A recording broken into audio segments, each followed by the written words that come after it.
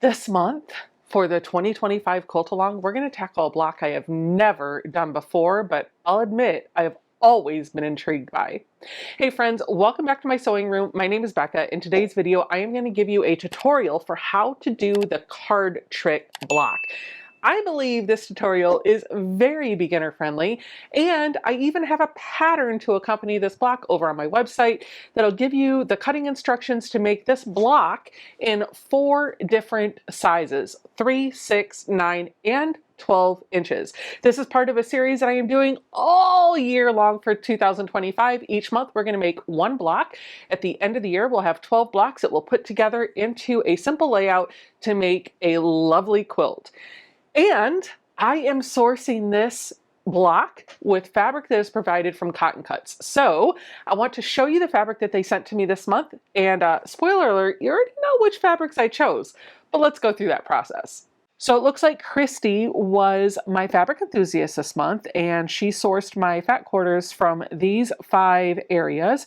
I've got some Juicy Juice, some Tiny Christmas by Lizzie House. I've got some Cafe Florals, some B Basics by Lori Holtz, and I've got some Batiks from Riley Blake Expression Batiks. So let's see what we got. I'm pretty sure we all know that this is Cafe. I'm not usually a Cafe fan, but you know what? I wasn't a Tula fan either. This is starting to grow on me. What causes me a little bit of hesitation to use this is how big the prints are, but I think there could be projects where big, bold prints like this are beautiful. And specifically, I'm thinking about like quilt backs. So we've got one Cafe. We have a second Cafe. I think I like the other one better than this one. Then we have our 2 Batiks. This is actually a line called Retro Revival by Tammy Silvers. We have an orange and this blue with a metallic star on it. And if you don't like the metallic, you can always use the wrong side. This is one of the rare cases where this batik actually does have a right side. Then we have Tiny Christmas. You guys, I don't do a lot with Christmas fabric, but I love these. Look at these adorable candy canes. And take a look at these super cute little elves with all the different presents. I know I've been really into hexies lately, but how cute would it be to put that bow on a hexie, or that elf face on a hexie, or that wreath on a hexie? I think I might be obsessed with hexies.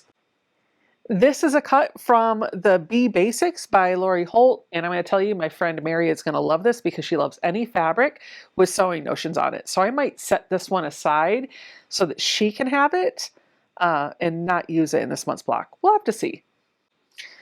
This is another B Basic by Lori Holt. This is actually called B Dots. I think I like the other one better, but that's not bad. And now I've got not 1, not 2, not 3, but 4 fat quarters of Juicy Juice fabric, and I'm really excited about this. I have 2 yellows and 2 blues. This is the first one. Here is the second. The third, and I'm going to tell you, this one to me just screams Ian. I could see him using this. And the 4th fat quarter. This would be really fun to kind of cut out one of those squares and fussy cut that into the block. But I don't think I'm dealing with any squares. I'm going to be doing a lot of triangles this go around. So we'll see if we can use this or not. So these are the fabrics that I have pulled out of my Cotton Cuts box and will use for my card trick block. Now, this block is something that I have never done before. So I wanted to make sure that I was giving you instructions that were going to make sure that they could square down properly. I'm starting off by using squares for everything and then either turning them into half square triangle units, quarter square triangle units, or just cutting them apart and putting them together.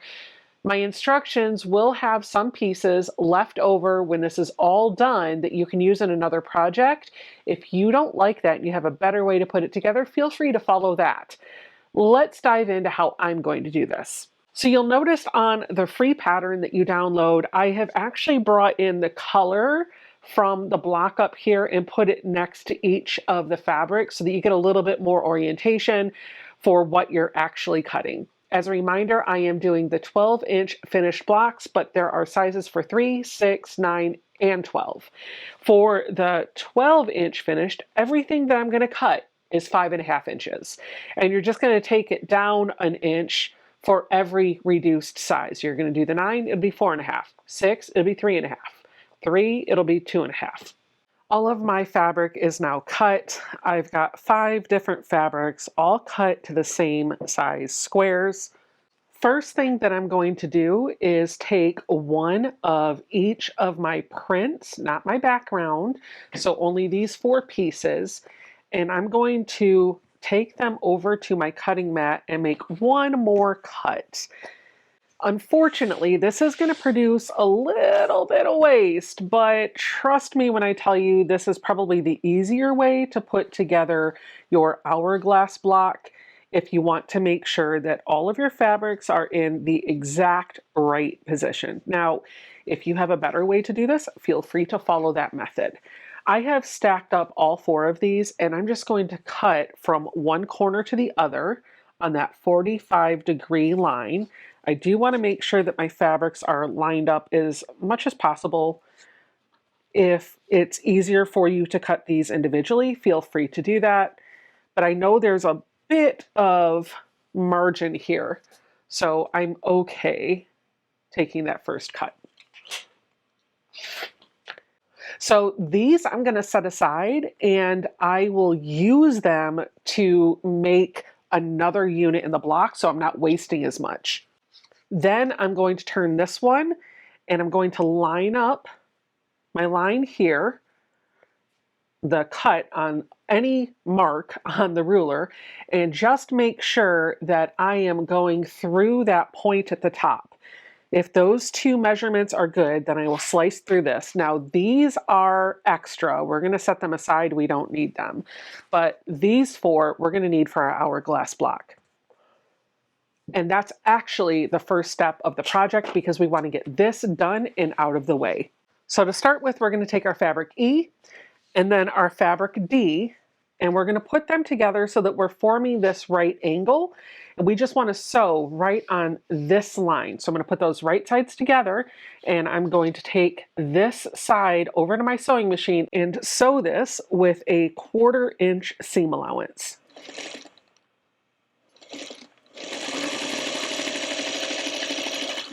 I will press that fabric over towards the left, set that aside, and now I'm going to build out my next 2. This is going to be my fabric C and my fabric B, and I'm going to join those together on that short edge, just like I did here. And because I'm putting blue and yellow on both sides together, I'm going to make sure just to press to the blue. That's going to make sure that my seams are going in opposite directions. I'll finger press this towards the blue, and now I'm going to put them together, and because I press the seams underneath the blue fabric, they're going in opposite directions. If we look at the back, we can see that the seams are going underneath the blue fabrics. That means that when I put these together, I should be able to nest and get a really crisp point right in the middle. If you don't know what nesting your seam is, that just means that your seams are going in opposite directions, and you can butt the bulk of them right up next to each other to get a really crisp point. When I roll them together between my thumb and my forefinger, I should be able to feel them lock right next to each other. We don't want a gap in the middle, and we don't want to stack them on top of one another. Once I'm sure that they're in the right position, then I can pin or clip or just hold it and go to my sewing machine and take a seam with a 1/4 inch seam allowance.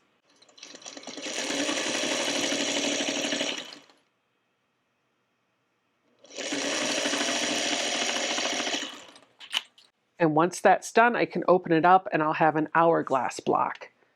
I'm going to take this over to the iron and get it pressed. Now I'm going to set this aside. I'm going to do all of my squaring of my blocks at the very end when I go to assemble the block together. So I'm just going to put this up here out of the way. Now we're going to make our half square triangle units. So we need 4 of our background and then 1 of each of our color. And we're just going to lay these right sides together. And on the wrong side of one of our fabrics, it doesn't really matter which one it is. For consistency, I'm going to choose the wrong side of my background, which is this orangey fabric. We're going to draw a line from one corner to the other. This is going to help us make our HSTs. I am using an air-soluble pen from Soline. It writes just like a ballpark pen, and it is meant to be used on fabric. And the reason why I like this pen is because the marks disappear after a little bit of time. The more air that blows over your fabric, the sooner the mark will disappear. It's not permanent, it doesn't come back, and it's easy to write with. And unless I'm drawing on a black or a dark blue fabric, I can usually see my marking. With each of these pairs ready, now I'm going to take them over to my sewing machine, and I'm going to stitch a 1/4 inch next to that line on both sides of the line for all 4 of those pairs.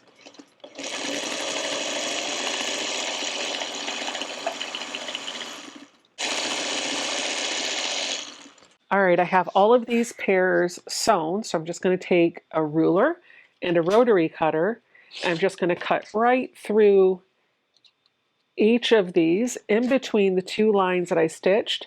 I'm looking to be somewhat on top of the line that I drew, but it doesn't have to be exact.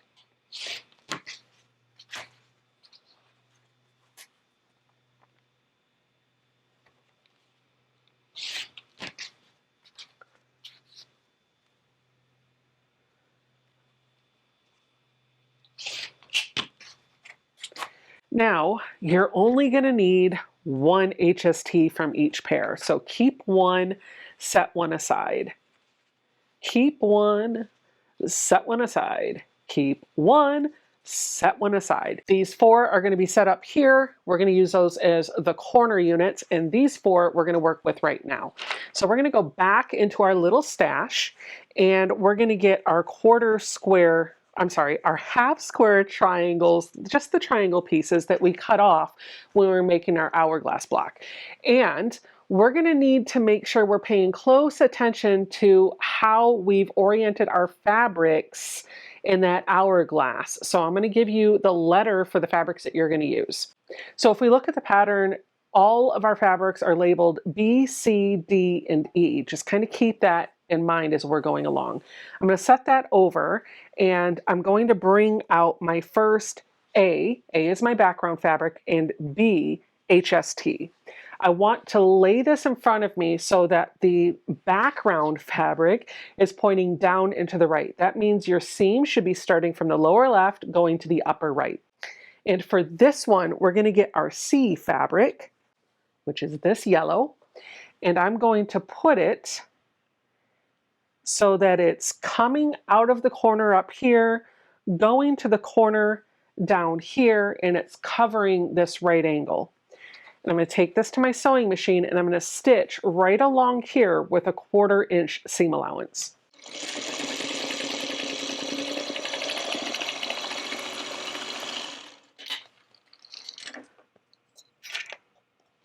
Once I've done that, I'll have something that kind of looks like this, and this probably feels a little backwards to you. So if you wanted to do a full square on the back of this, that is perfectly fine. In that case, you're just going to draw a line on the diagonal on the wrong side of your fabric and stitch a 1/4 inch next to it. And then you'll open it up and you'll have something that looks like this. The important takeaway is that your fabric A for all 4 of these is going to be in the bottom position. Your small pop of other color is going to be on the left, and you're always building out the bigger wedge so that it's pointing up and to the right. I'm fine doing it this way. It uses a little less fabric for me, but if you're a beginner and you want to use a full square, you can just cut off an extra square when you're cutting all of your fabric and just draw the line and stitch that way. The next one we're going to do is A and D, which is this fabric here. Lay it down so our background is pointing down and to the right. Our seam is going from lower left to upper right. And we're going to grab our E fabric, put that on top, and go sew this with another 1/4 inch seam allowance.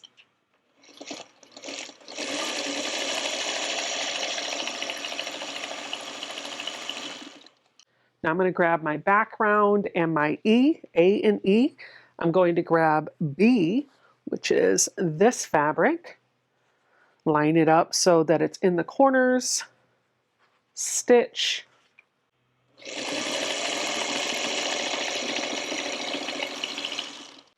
and we'll do the last one. I should only have one triangle left, so this is going to be right here.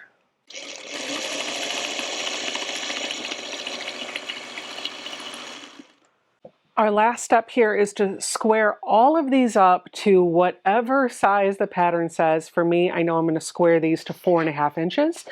And so what I'm going to look for is, if it is not an HST, if it's an hourglass or quarter square triangle block like this one here, I'm going to take the center point that I put on the pattern for you, and I'm going to make sure that that mark, that center mark on the ruler, hits that point right here.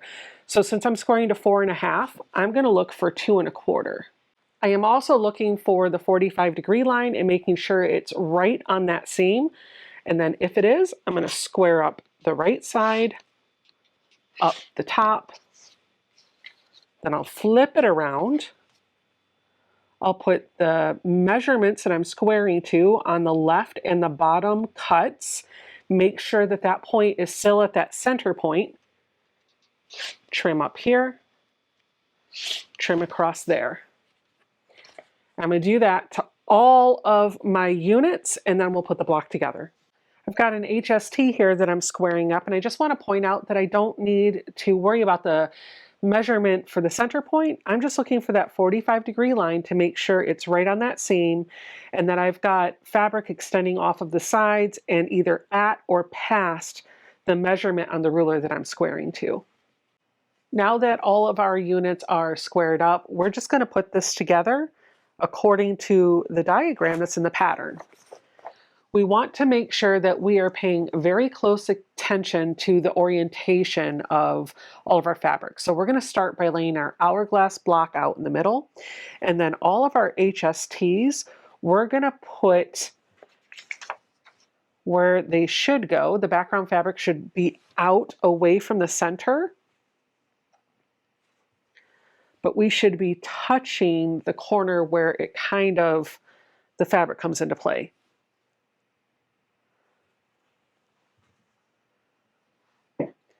Again, I've got a diagram in the pattern that shows you everything. Then we're going to take these units and we're going to complete the trick, the card trick. So we need to make sure that we're making light fabrics touch one another.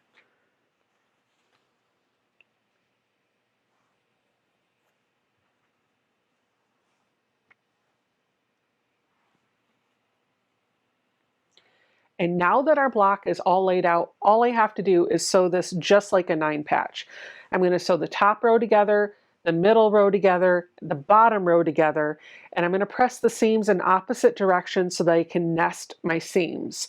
I found it was easier to press the middle row out away from that center block, and then the top and the bottom row in towards the middle. Easy peasy. I'm going to get sewing.